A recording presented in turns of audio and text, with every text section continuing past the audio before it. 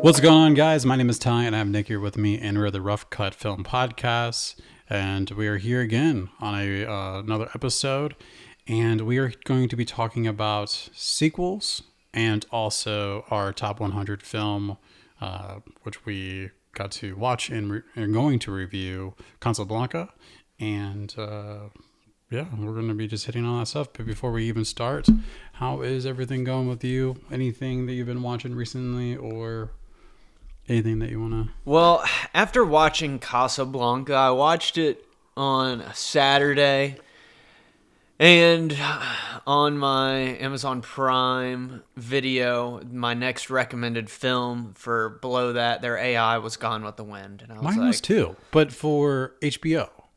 Okay. So HBO gave me a recommendation, and it was like Gone with the Wind, Singing in the Rain, and then I totally forgot what the third one was. But the next the next one was Gone with the Wind, which I thought was pretty interesting. And oh, buddy, I had seen it a long time ago in middle school. Totally forgot what kind of goes on in it. I feel like it's this classic, especially if you're from the South. Yeah. Just because it talks, it's the whole old South stuff. But the most crippling part about it is that it's not just a movie. It is a, how do I say, it's going to take the whole day. It is a 4-hour long movie. It is a commitment to watch this movie. And I was like, you know what? I've got a Sunday afternoon. I'm going to commit to it. Isn't that one of our top 100s, obviously? It may be. I think we have to look into that. But yeah, no, I forgot how depressing the movie is, and how I'm very beautiful though. Love all the costumes and everything. I think I could still pull off that style of clothing, but it was a commitment to say the least. Yeah, I'm gonna be completely honest. So I thought I watched most of Casablanca in the past, and I realized I had a whole nother movie title in my mind, and I got them mixed up on something else, and realized this was my first watch through. So I'm excited to talk about that. Same here. Later into the episode, but boy, I really need to talk about that whole ask of what I watch, and I'm not saying that in a bad way. It's just I'm realizing like it in a way without totally spoiling any of this. It does. I see what they're saying, that it does uphold in a way for like film history, but at the same time, though, yeah, we'll get into that. But we got to talk about sequels, and a lot of movies are coming back in the market. A lot of IPs, obviously, in Toy Story now. We're doing Toy Story 5, and then obviously this past month, we had Devil's Wear Prada 2 come out and a couple other films. But truly enough, our topic for today is going to be, are sequels even needed? Did they help the first part, or even the franchise that they're trying to build, or does it harm it? Because I mean, there's a lot of films that really we did not need it at all, and it super tanked. Like, honestly, like, what's your thoughts on even like Caddyshack 2? Like, yeah, that's what on my list of terror. I watched the first 15 minutes of that movie and turned it off. Like, that's what I'm saying. Like, what was the needed for that? Or even Jaws: The Revenge. Like, yes. I mean, I'll even bring that up, wearing a Jaws shirt. Like, why did we need a second take of it? We don't. The shark died, blew up. It's over. It was not needed. But sometimes people don't understand the difference between, the IP itself and the franchisability of an IP. And I think that's where some people can get convoluted in either warranting a sequel or even needing one, or just not adding anything and just going for the cash grab. Yeah, and that, honestly, I was about to say that is it just cash grab? Like, is it just trying to get more money? But the only thing is like, it's kind of a devil's advocate in a way of like, you obviously understand that the 2.5 rule, where they have to make times 2.5 of what the budget was originally for them to even get their money back, and then some. Yeah. And so it's like, you're already kind of playing almost like a roulette in a way, where it's like you're gambling on like, are you gonna get this money back and stuff like that? Are you gonna like have you created something that even like your fans that are diehard for the first film will they come back and give you some? And obviously like this worked out in Star Wars. Like Empire Strike Back honestly is a lot of people's favorite film for Star Wars. And so and on top of the of the like because that was the second movie at the time. And so but for example though, like with Jaws the Revenge, it's like it was not needed, and it was actually honestly ranked as one of the worst sequels out there. And it's just I don't understand why they need to overkill a certain piece of it, and it has to be the simple factor of money. Like Yes. it has to be that. Well, I mean, The Devil Wears Prada too. Like, I thought in some sense, yes, the first movie was open ended. They can like they have the opportunity to build upon the character that they had already kind of created.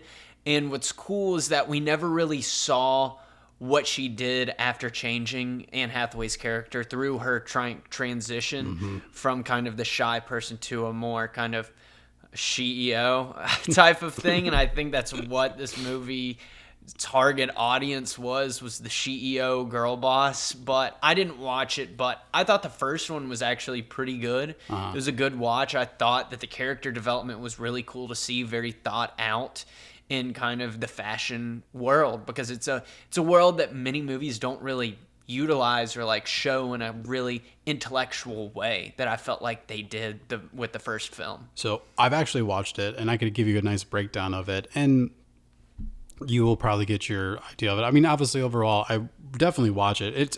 It was a good watch, but it actually the one thing that I really like is at the very beginning, it starts off with hitting the topic of how AI is taking over certain people's jobs in a way. And you quickly find out that she is a award-winning writer, obviously, because that's what she was and still is at this point.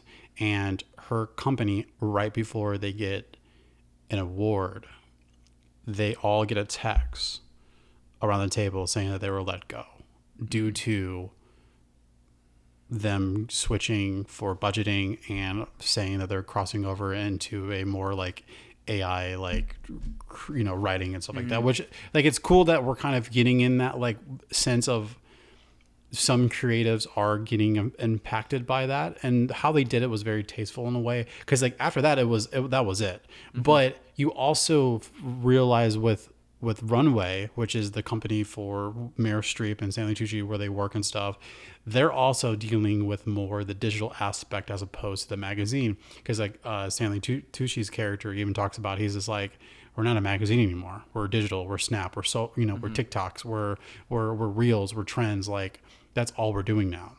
And there's a moment where Anne Hathaway's character actually has to come back and really save the Runway, the company, because something happens where she has to help write these articles out in these blogs to hopefully really regain back that whole thing of it all. And at the end, you honestly get a resolution. You get a conclusion of their story.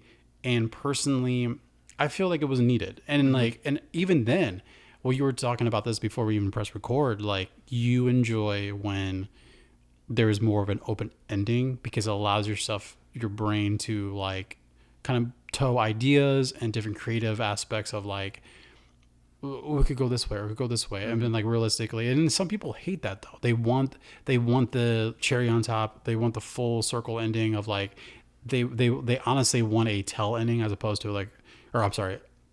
Yeah, they want a tell ending as opposed to like a show of like allow the stuff to just escape reality or whatever. And so, but with it, I really do feel like they kind of added the period at the end. Like the story is done.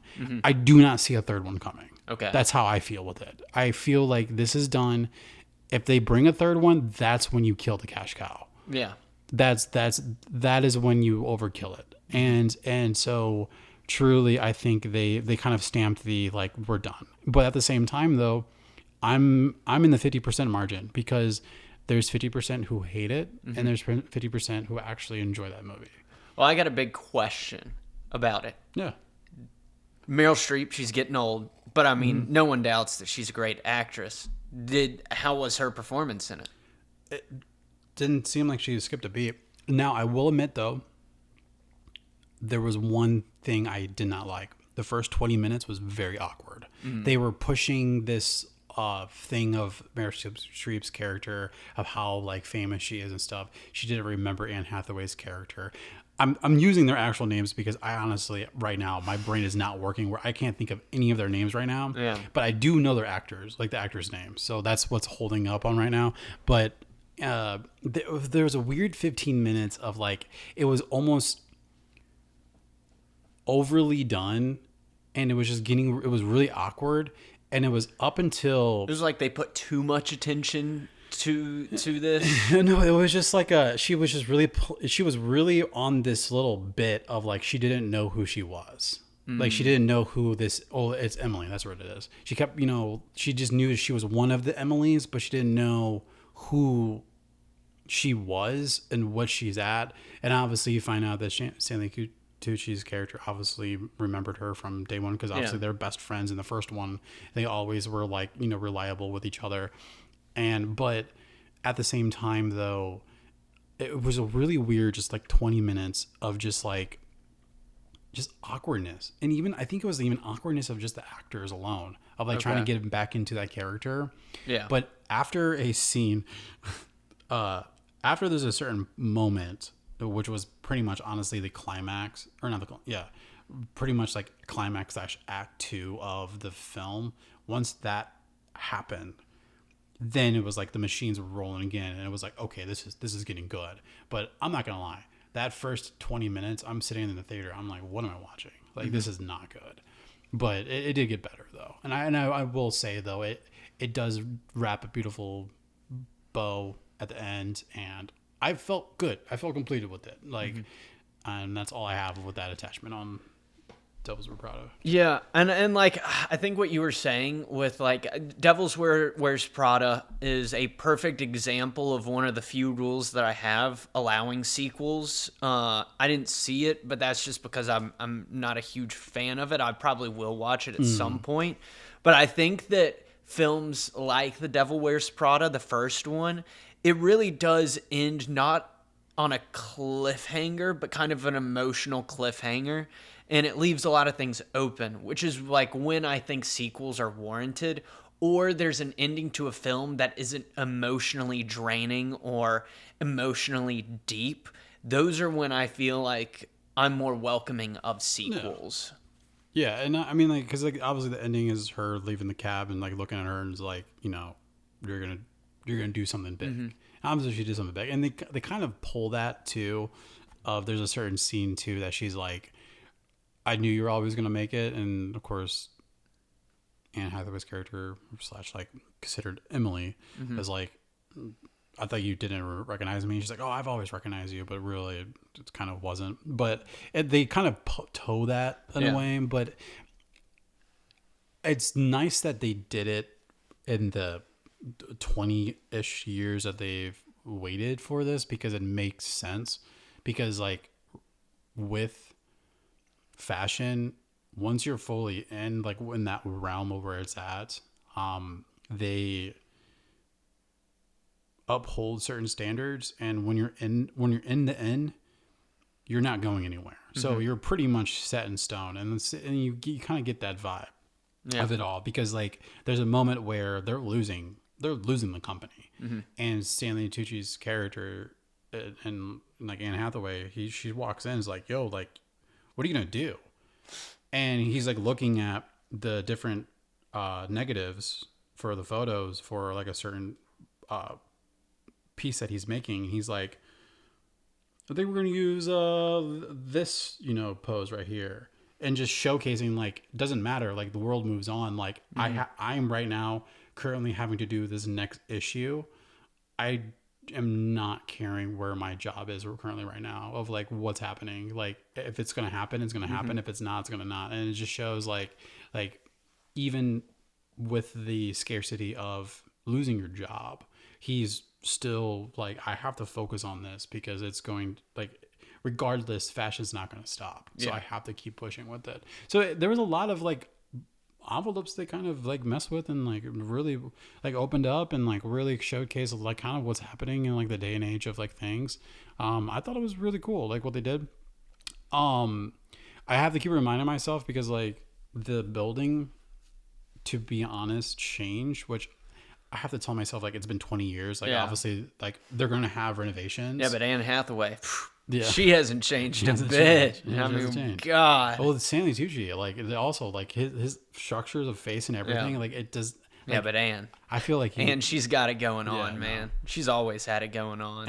And so, but yeah, it definitely was one of those things where I felt good with it. That was a good sequel. Yeah.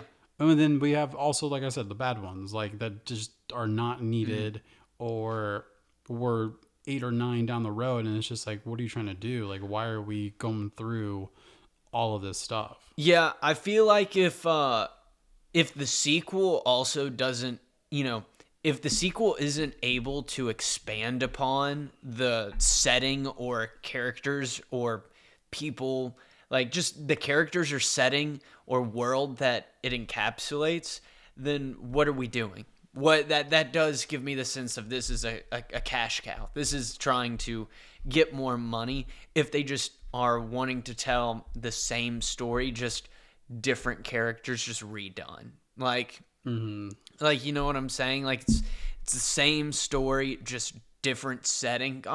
And like I would say the Karate Kid Part 2 and Part 3 teeters on that, like that whole trilogy. The first movie, great, you could end it there, but I thought the second one teetered on almost the same story, but we got to experience more and learn more about Mr. Miyagi's character. Yeah. So it was more like that. And then the third one, it was the almost exact same story as well as 1 and 2, but we got to learn more about the bad guys in that third film. So it was expanding, and even though it was kind of like, I still thought it was warranted because it expanded upon the characters that the original built. If it adds value and it adds more just realm of the story as it's on its own, I thoroughly enjoy sequels.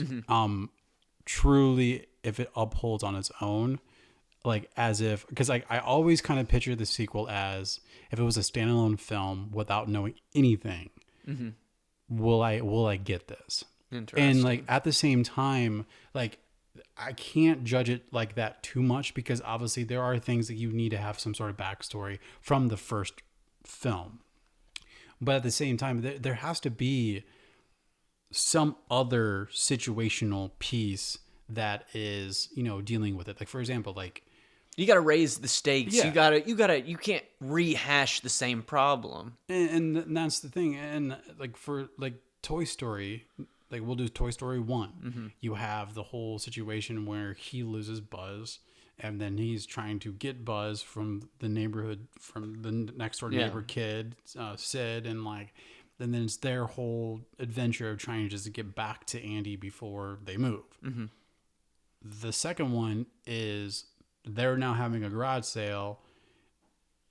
Woody gets ripped, somehow gets onto the garage sales table, and then a collector finds this pretty pristine Woody just with a little tear, and then is now taken from that, and now it's them trying to get whatever. And so it's like, but the thing is, you're adding more characters, you're adding more, the stakes are raised, more things, and now you're getting not only that parallel, but now you're getting a parallel with Buzz Lightyear with Zurg, and they kind of do the whole like parody with the whole Star Wars of Zurg being his father, and like, so it's like you have all of these different layers where they've really like pushed open the whole world of like, it's not just Andy's room, it's this entire world that has all of these toys that are alive and stuff like that. That's just one example that obviously works really well in a way. But then there's others that just They don't I they don't don't like. work. I don't like revenge ones. I'm gonna be honest. Like any of I the ones agree. that are like if the one person, if your antagonist doesn't achieve it for the first time and then they try to come back and it's like the revenge, Yeah. like it's like come on, like there what other stake do you have besides you're just mad because you weren't able to succeed for the first time? Yeah, I think one of the bigger culprits of bad sequels comes from comedy films, like Caddyshack too. And I'm a big sports movie guy. Major League, that first movie was great, Major hilarious. League too. Major League 2, not so No, much. It just redid everything, just not with the best that's cast. how I felt with Happy Gilmore. Like why do we need the second one? Yeah, the second one, I It was fun to don't get me wrong. It was fun to yeah. watch, and I felt like a reunion film in a way. I get it, but like why? Like why do we really need it? Yeah. And it's just I'm not a fan of that whole sense of it, and it's just like And all it was just propaganda for the PGA against Live Golf. That's all it was. That's all it was, I'm being honest. But also like Zoolander 2. Some people may like that one, but I was like, the first one just it did everything right. I don't know why we needed to make a second one. That's just my opinion. I think a couple people probably love the second Zoolander, but I just didn't think it was warranted. Like, yeah, and I just it's just one of those just things of like it has to bring value and depth on its own, and that's what I'm trying to say is like obviously we need that first one, but really that second one, it needs to really live on its own in a way where if you don't watch the first one, can you still enjoy the second one and like at least know like what is happening, what's kind of going on, and like that's my thing. I absolutely love, but at the same time though, a lot of people there's a weird like gray line where it's like a is it a sequel or is it like a part two mentality? And like it's the beginning of a franchise. yeah, and it's a continuation of a certain thing, and that's a whole nother ballpark. I feel where it's not really considered like a sequel. It's more of a like a part two in a way. Yeah. And you only normally see those with book adaptation films, which obviously we're actually going to be hitting that next week. But at the same time, though, there are moments that movies create almost like a part two in a way, or like another situational like piece. And it's like I love Hangover, but like the second one was just literally the same story, Yeah. but just in Bangkok. And it's not bad. Like it's still fun because like obviously like the director and the dialogue and the writing and like and obviously the actors, they were able to achieve something that was nice to watch. But realistically, we didn't need that film. It was literally carbon copy just now in Bangkok instead of Vegas. Yeah. And it's just like there's no really other situational. But what they did though that I really enjoyed that is they had a continuation story Okay. of other characters that are involved into the world, and that's what I like. But then again, it kind of gets in that weird gray area of of whether like, or not it was is good is or not. Well, that and also is it a part two considered as opposed to a sequel? Yeah. I think sometimes you like if you're when you're first one, sometimes the chemistry of the actors are like just so great that you kind of sit back and go, that was hilarious. The chemistry was great. Why are we not going to do a second one? I feel like if you can get every actor back and you have the chance in your like a director or writer can think we can do it again with these guys knowing what they're capable of, I would like with the Hangover Part 2, I would say, yeah, go ahead and do it. I'm willing to see what you put out there. because you're able to hold the cast together, and maybe you can build upon or make it better. If it's worse, then oh well, but I'd rather you have that risk of it not being as good if you just somehow just whisk together an unexpected great cast. Yeah, and no, I agree with that, and that's the first thing that pops into my mind is Ocean 14, and I'm just really like skeptical. Like as a fan, I'm like, oh my god, like I'd love to watch it, but like that's another one of like I love 1, 2, and 3, but realistically, like do we need Ocean's 14? Like, do we really need a fourth film? And then, but then it's like realistically, where does technically Ocean 14 falls when we have Ocean 8 out, and they use that because you're talking about Danny dying and she's continuing on the legacy of the Ocean's family. So it's like, okay, well, where does this fall then? Yeah. Like, and so it's like, are we just completely scrapping Ocean 8 and calling that like, that, my bad, we won't do that again? Like, I just, that's the one of the like things of, I'm not really understanding fully what it, I think one of the more interesting examples of sequels too are kind of like The Devil's Wear Prada, where they have this big time jump. Another one of those instances that was great, Blade Runner 2049. It was kind of like a film that was kind of bogged down. It was the original Blade Runner. It was very long, pacing. I mean, it's going to lose a lot of people. And I felt like them coming out with 2049 later, in what was it, almost 40 years later or 30 years later. Yeah. I mean the way that they were able to expand upon that, but also give it a chance for a new generation to kind of experience the world is I pretty like that. good. Yeah, no, and that's what I like is like, I know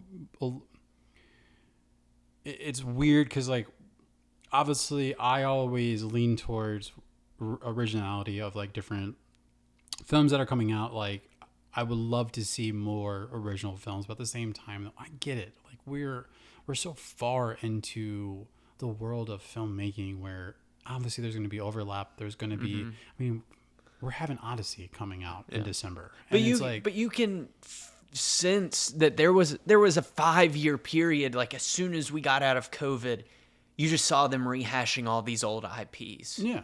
And it just felt cheap, and I think that was like it helped the decline of movie theaters. It was films people didn't want to see. But like it was mainly just they were trying to see.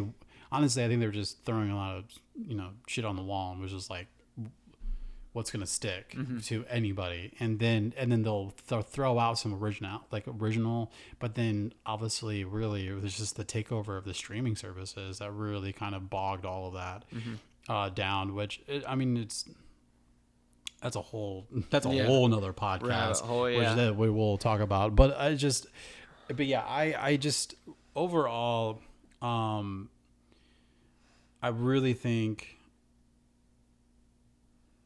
sequels are useful if they're adding just value and allows the story to continue, but also continue kind of in its own path. But really, I feel it's nice when they do it with the time jumps of like how Devil's Wear Prada did. It was really great how they did that.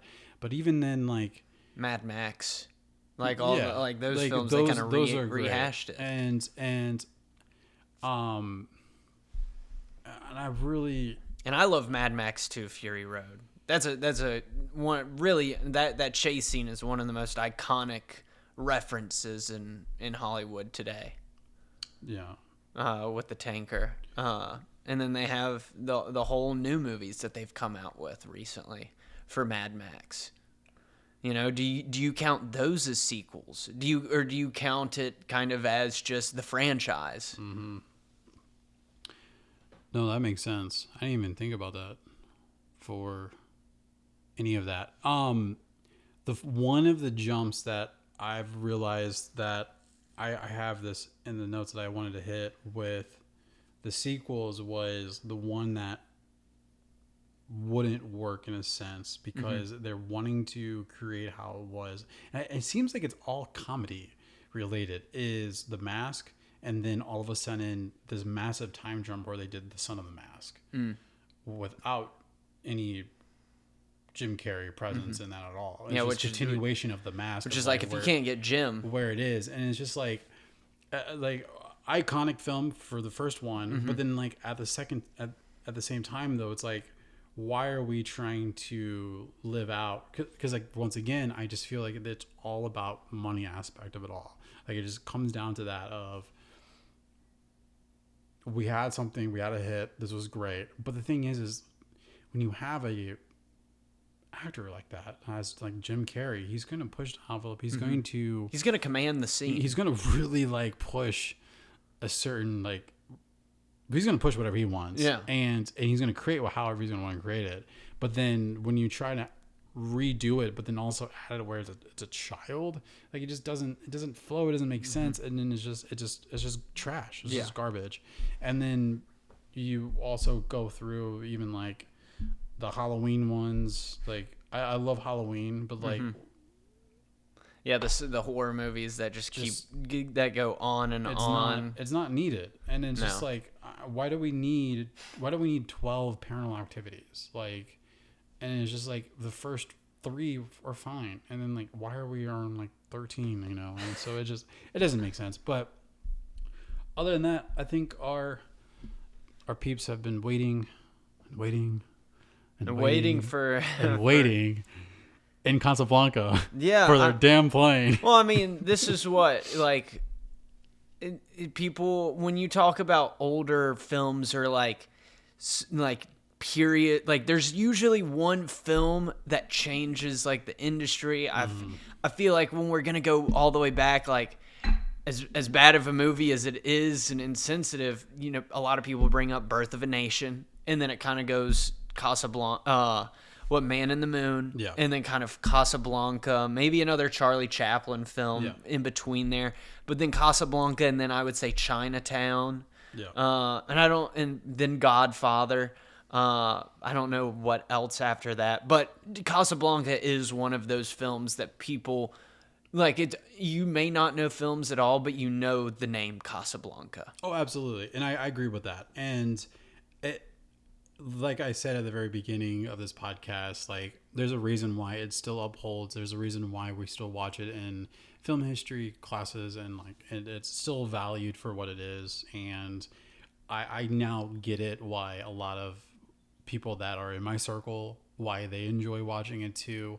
And I have appreciation of it, but at the same time though, I'm gonna be completely honest, we are definitely surpassed that experience. If this style and kind of film was released today, it would not be as impactful for what it was. At the same time though, it was definitely, I feel, really far ahead of its time at that time. Yes. And I do want to showcase that appreciation of it, especially with the technicality of all of it. Like, I really do believe that what they did was groundbreaking at that time for this film. But other than that, I'll say I still think if we had never seen Casablanca and Casablanca came out today, everyone would still appreciate it as it is and think it's an instant classic.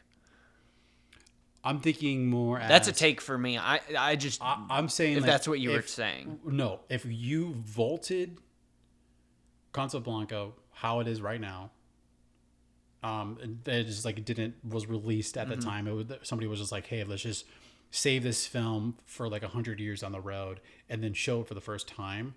And then we watched it like that. That is, I will agree. It would be iconic. I'm saying if it was created from beginning to end with our technology, like a full, just a director comes in and be like, hey, I want to make a a World War II movie about people trapped in Casablanca. You're saying it like, wouldn't be right now. You're saying it wouldn't be what it is. Yes. Okay. I'm saying like if somebody tried to do an adaptation of it right now, it would not be what it is. We don't know. We don't have this version. We just, if someone tried to recreate it now or just create it now, it would not be the same of what it is. I agree with you. Yeah, I agree. because of just I agree with that. how it is and stuff. But my question for you is, would this film be good if it was in color? And I know that the reason why I'm saying that is they do such a great job of using lighting. Like in all these black and white films, a lot have the opportunity to be good, and a lot of them have the opportunity to be great with how they used light in black and white films. That is literally in my notes, is the lighting techniques that they did and how they did certain blockings and stuff. But my thing is obviously you watch It's a Wonderful Life. When you watch It's a Wonderful Life... Oh, I haven't seen that. You never seen It's a Wonderful Life for Christmas or anything? No. Okay. Well, It's a Wonderful Life, you have the black and white version, but they've created a color version. And they actually have a color version for Casablanca too, which I don't know why they are coloring old style, which I get. They're trying to get, once again, it's the whole generational thing. They're trying to get people to enjoy it and stuff like that. But I just feel once you add that color, it will eliminate what's happening in the actual story. And the reason why I'm saying that is for this film, just the witty dialogue, how they address how the pacing of it and the lighting and just the whole just production of it all.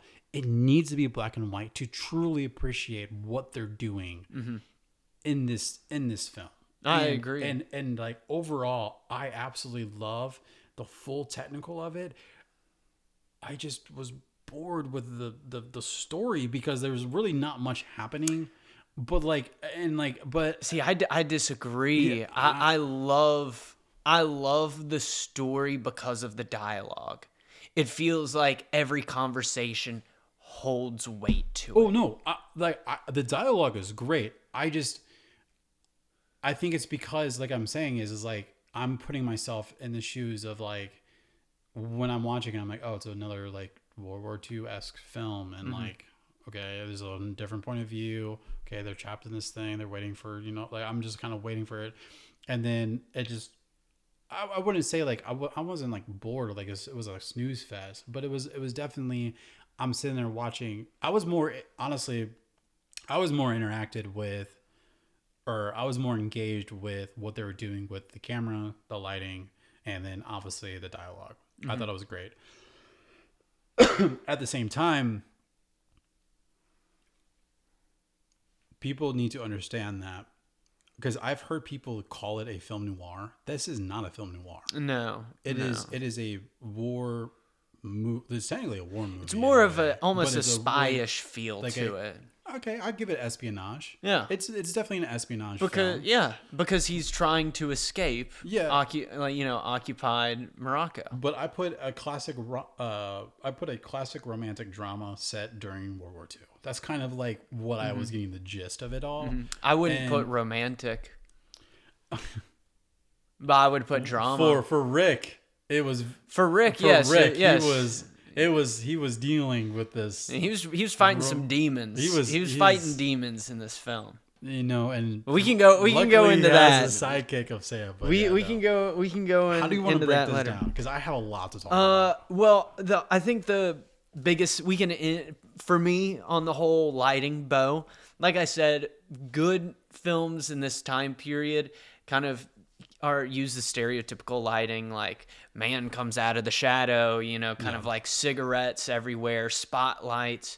But I think what this one does is it gives you scenes that like Rick going in the safe, he's encompassed in shadow and you just see the silhouette of him getting the money out of his safe. There's a lot of scenes where, the characters are kind of cloaked in darkness, or the lighting's a little bit different between, is this person shady? Is this person, kind of in the light? So I thought that Yeah, I want to. I thought that it adds so much flair in certain moments, Yeah. and it never feels like it's overwhelming. Yeah, I actually have one of my all time favorite moments. Scenes were definitely that blocking where you have Rick off frame, but you see his shadow with the whole save thing. I just like that was like chef kiss. Like Yes. I've just the texture and the layer how they did that. I thought it was just beautiful. Also, I agree with the whole lighting, how they did the blocking, and then also really valuing putting the talent in certain spots with like lamps and stuff. There's a lot of moments where they would be like they'll have like a character sitting down and there's a lamp right there, and like literally it's just that you're getting that natural sense, and obviously you could tell there's a spotlight on Yeah. them, which is fine. Which I'll kind of talk more about that. But at the same time, though, truly what they did with the lighting, I thought that was just top notch, and it was just very. This is going to be like the word for this film. Very fundamental. Yes. It's a very fundamental. Like every filmmaker or film enthusiast or film moviegoer, anybody that enjoys just film overall, absolutely needs to just watch this damn fundamental film. Like Yeah. this film is just the to the T of exactly what we're all taught and learn, and just I could name all of the camera angles they used and all of the camera techniques that they did, and it was just I just felt like I was back in film school again. It got me back to the inspiration of like, wow, this is truly amazing what they did with it. Yeah. Where do you want to go next? It seems like you are moving and grooving. know. So tell me where you want to go next with this I discussion. kind of want to just this will I think will finish the cap of the lighting. With the lighting sense of it all is this this is my take. I don't think it's a hot take, but honestly, this movie feels more like watching a play than an actual movie. Yeah. And I'm going to really, this is one of my biggest sense of blocking, and this might get really technical with me, is every single monumental scene changes. You could tell the actor that there's this weird, I'm going to just use a phrase, millennial pause, where there's a random pause getting into their T position to be able to fully say their line or deliver their line. There's this weird awkward pause, and I don't know if it's just because of how they edit the actual film, but there, you could tell when the scene starts and it's not seamlessly through. There are some actual takes and cuts that did really well. One of the biggest cut that I absolutely loved was they kind of used more of an A cut style, which is like the audio cut of when you see the established shot of Rick's saloon, and you hear Sam singing, and then it crossfades into the bar, and you seeing Sam with a spotlight doing his thing, just jamming out with it. That was a beautiful like transition and a cut. But when you have heavy moments throughout the bar, when you're moving in different areas, there's this weird pause that happened, and I when I saw it once, I could not like unsee it throughout the entirety of the film. And it's just one of those weird things. But that's why I'm saying is like, to when I was watching it, it felt like I was watching a play. And like the acting was great. The dialogue, how they did it, the wittiness of it all, it was really good. But just the some blocking and just some actual acting was very almost not over the top, but it was definitely more theater vibes. Yeah. And so that's why I want to bring that up. I think for the dialogue, the only gripe I really had, and I had the same gripe in rewatching Gone with the Wind. It felt like sometimes the dialogue was a little too fast. They didn't allow the dialogue to like breathe for a second. I felt like I felt like I was watching this movie louder than I typically do. I don't like watching subtitles. Subtitles are like boobs. You just keep looking down at them instead of watching the movie. But it's really just, it felt like they were too fast sometimes, and it just may be something with these older films. But I think that the dialogue, love how smart it is. I think that this film actually flips the show don't tell. It's a tell don't show. The dialogue tells you everything you need to know by giving you clues and witty remarks within the dialogue to tell you the story and tell you the characters. I have, yes, I agree with that. But the only thing that I hated the most was I could literally create a drinking game for the amount of times they said Casablanca. Yeah. I was getting so. What's the movie? It's the movie title. They were just like, I get it, they're in Casablanca, but like every single time they're like in Casablanca, I'm just like, oh my god, I was about to like I was getting so pissed with that whole thing. I'm like, I don't, that was the only like tell factor that I could not stand. There are good moments. I will agree that they have to, because there's not really much they're really working with in a way. It's kind of, it's honestly almost shot in one location in a way. And which does make sense, because the fact is, it was shot almost entirely on a Burbank backlot without any finalized script. So like they had to, they were only given this one little area and was just like, here, make a film. And so, which makes sense. But at the same time, there were moments where I'm just like, it was a little bit much. All right, now, are you talking about it being in Casablanca or Rick's Saloon? For what? Just For the just location the location that they're almost in Rick's Saloon almost the whole film. So it's mainly more heavily in his saloon, I feel. I think that adds to the idea that everyone is trying to escape. Yeah, and it's not a bad thing. there's this oasis within, and it's like the only place that people can find a way to escape. It's like an oasis in an oasis, and it's like you have to go through Rick's Saloon at one point or another to get out of Casablanca. Yeah, and so it feels trying to make the neutral ground, even though there are moments that are not neutral in certain ways, and they have moments where they still come in and arrest people. And yes. So like, and I mean, that's just how it is. But that's how Rick's neutral. He plays it that way. But no, and I don't have any issues with like a single location. You know, it's just more of, you could definitely tell that there wasn't much to work with in a way where they had to create more of that tell mentality, where you have to kind of not spoon feed, but they definitely have to feed more information of like what's happening. And because even then I was shocked that we got the backflash of the actual relationship of Paris. Like, I thought that they're going to sit there and actually like give us nothing. Yeah. I thought we were going to sit there and watch this dude be like... Well, I also liked how it was like they did the flashback when after he was drinking, he was sentimental. Yeah. You know, Sam was playing the song. I felt like it gave us a moment to be in Rick's mind, which I thought it was a great time to do the flashback. Yeah. It was the flashback was tasteful, but I think I think the last big ticket issue we have to discuss, the love story. The love story. Do you want me to go first on this? Absolutely. It's not a love story at all.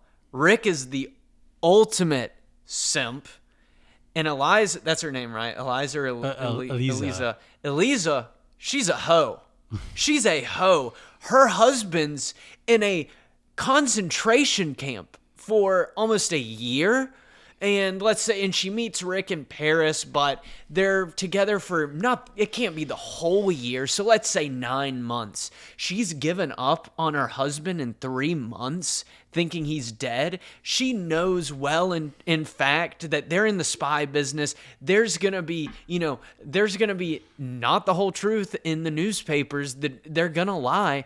And so she's just like, yep, I guess my husband's dead. I'm going to go find another suitor. I'm going to find someone who I can wine and dine with. She's over here sleeping with Rick while her husband's in a concentration camp. She finds out her husband, he's alive, ditches Rick, leaves him to just go wherever he wants without saying anything.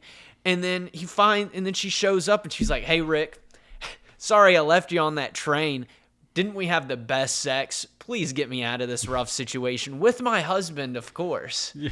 Like that she got everything she wanted in that film, and she didn't have to pay the consequence for anything. Absolutely. And it's my take on it. No, and I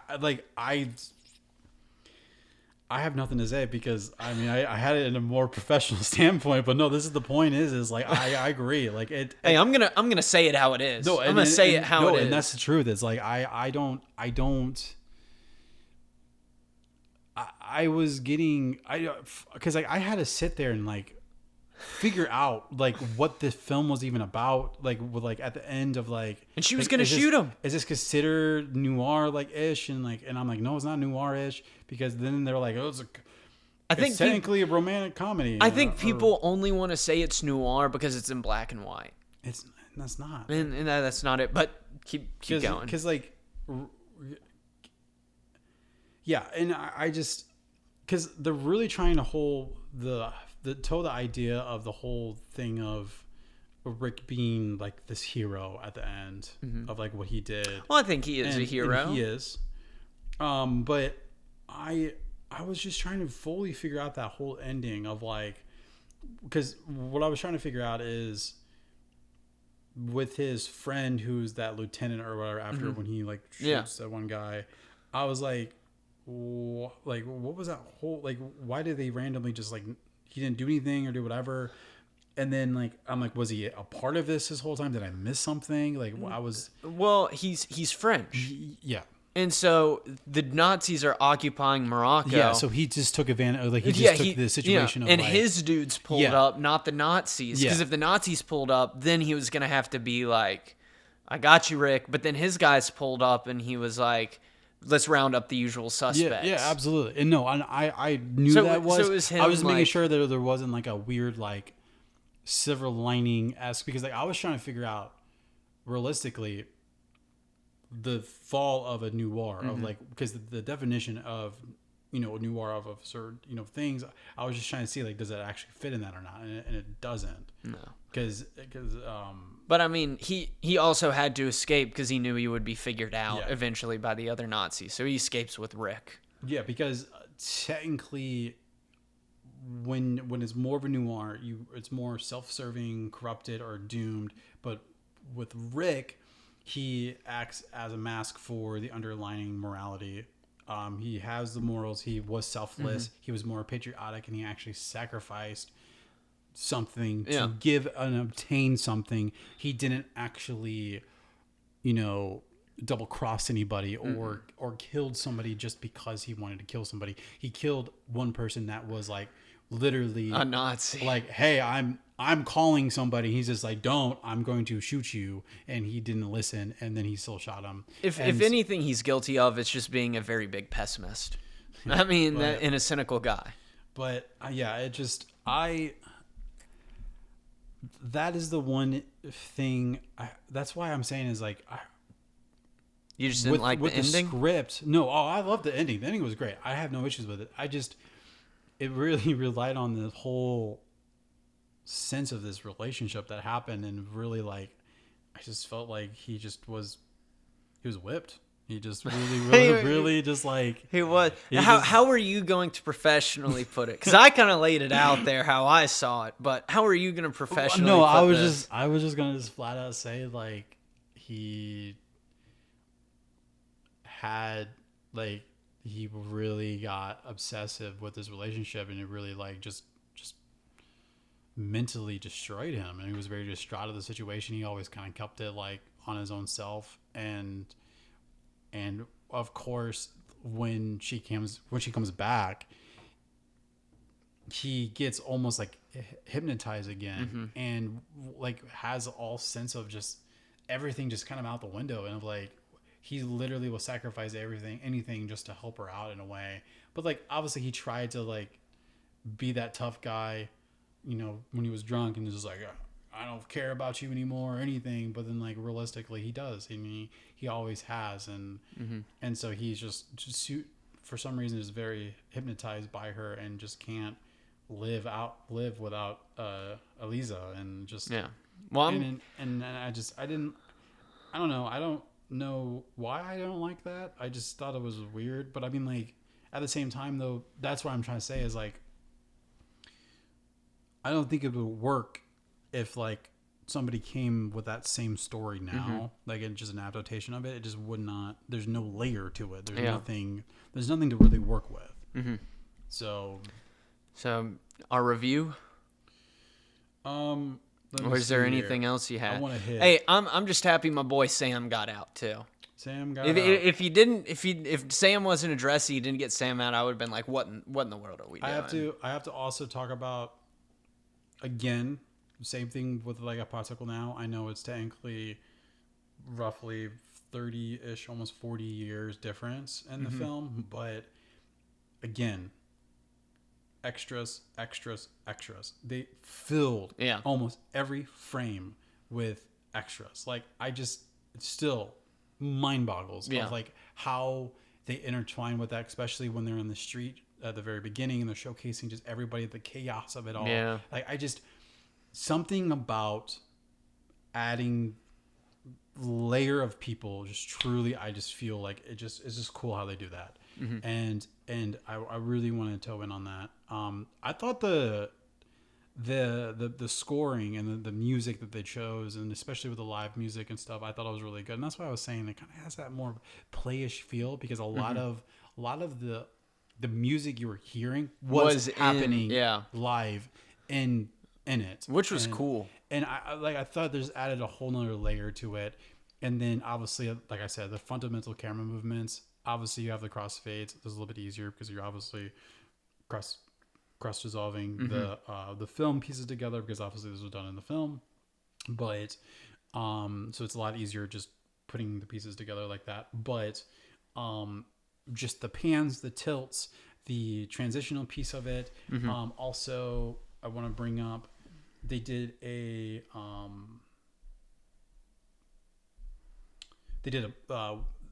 what's called a plane trick.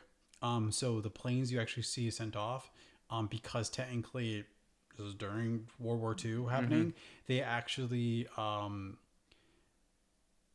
they used a small painted cardboard airplane on a soundstage to make it look full size in the background.